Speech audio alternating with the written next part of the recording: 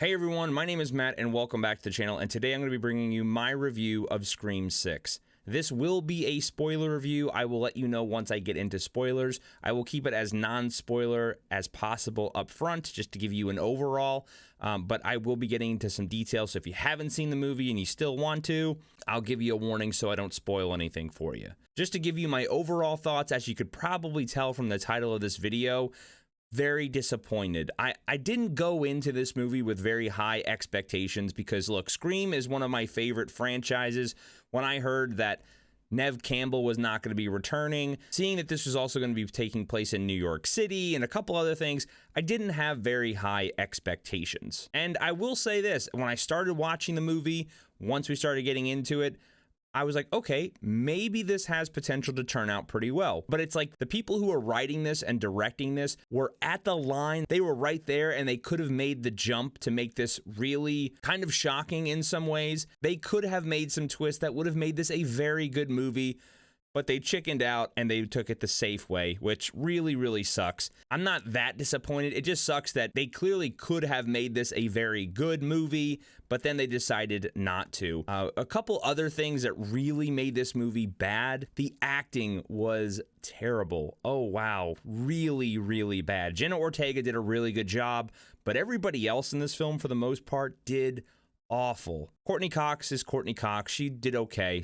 She plays the role very well, but man, it was kind of rough and cringe a lot of moments. Again, I'm trying to stay as spoiler free for the most part for right now, but overall, like I said, very disappointing. I could see why this movie is doing so well at the box office, just because it's Scream, right? Everybody, this is one of my favorite franchises, so I understand the hype. I understand why people are there, but it just tries to replicate Scream 2 so much. They go into the meta stuff, which I'm fine with because they did that in the sequel, and they do play off of that a lot when they should have taken the dive, when they could have pushed the envelope and really made this a shocking movie. When you really would have walked out of the film stunned, they failed on every single level. And like I said, there were just some parts of the acting you couldn't look past. It was very, very cringe, but overall, personally not worth your time, and I would save this for streaming if you're on the fence about going. Getting into the spoiler stuff.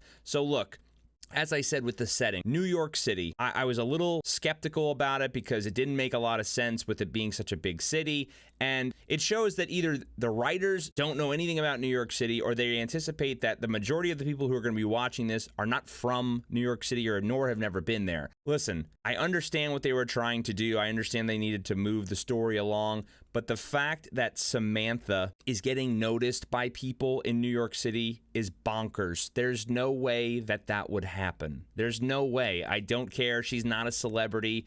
There are celebrities that walk through New York City and don't get bothered, like actual movie celebrities. Nobody's going to be bothering her. No one's going to be saying anything to her.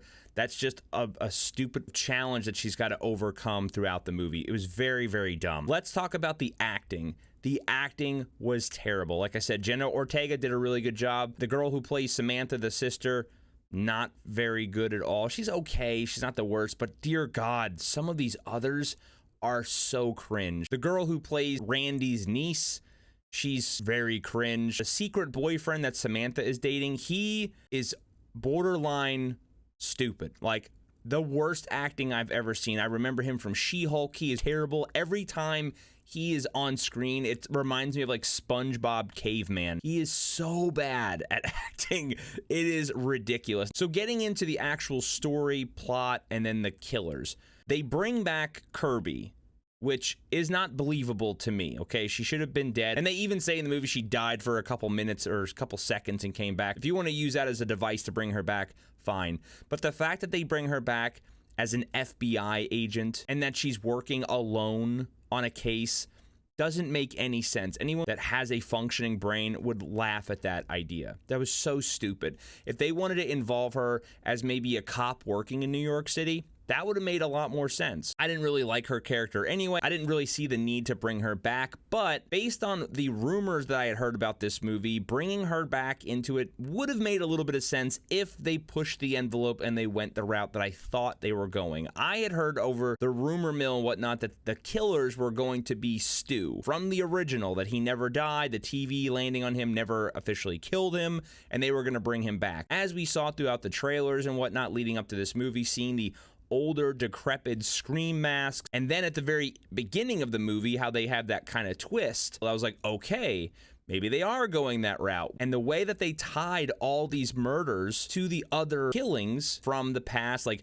Billy Loomis's mask, Sidney Prescott's stepbrother from Scream 3, like there's DNA on that mask from him. Then you see that big shrine from all the movies, like it only made sense, and they even alluded to that it was going to be Stu, because someone even mentioned about Stu's death, and they said allegedly. He allegedly died. That would have been more believable than the killers that they actually have. The father of Richie, and then these are his siblings, was god-awful. That was the stupidest twist in the world. What I believe they should have done, you have Stu as the killer, and then have Kirby as the killer. That would have been such an amazing twist, and I think fans would have left there shocked. Also, they should have killed off some key characters that survived the last movie. The new version of Randy, of course they weren't going to kill her, even though they stabbed her in the stomach pretty severely. I guess stabbings don't matter anymore because she's walking around no problem after. Even her brother, who gets stabbed like 10 times by both of them while he's on his knees, he somehow lives. Like, it's so dumb. It's kind of like they were scared to kill off some characters that could have made this very impactful. Scream 2, if you remember, it was a well-written movie, but they killed off Randy, a beloved character, and that way it made the movie so impactful, and they should have done the same thing. Kill off a very impactful character to make this movie a little bit memorable. You gotta push the envelope, and what envelope did we push? It was a wasted opportunity. Another aspect of this that I thought that was really cool that they were doing something different, they're exploring Samantha's inner demons with her dad and the psychology there, kind of leading towards like maybe this psychotic killer stuff runs in her family because her dad is Billy Loomis. What I think they should do is really push the envelope in that. They should have leaned into that heavy, because what you could do is lead up to a future movie where she does become the killer, and maybe you have to have sister against sister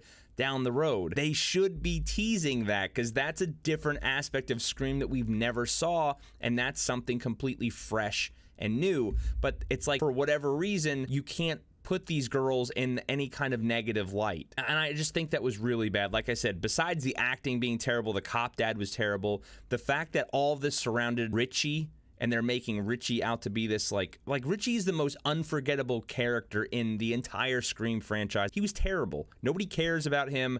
I didn't care. I thought he was a one and done thing, like whatever, and they're making him out to be this giant mythic character, and it's just dumb. It was just a very, very wasted opportunity, and it was very disappointing. Like I said, they could have pushed the envelope. Every opportunity they had to do something impactful, they wouldn't do it. They kill off Dewey, and maybe because Dewey was a man and they didn't want to kill off these women, these strong, powerful women. I don't get it. I don't understand. It didn't make a lot of sense to me. Like I said, they had an opportunity to turn this into a really good movie, and they dropped the ball severely because I feel like they were afraid of fan backlash. But let me know what you think down below. Always love to hear your thoughts. If you like this video, hit that like button. I would greatly appreciate it. And until next time, take care.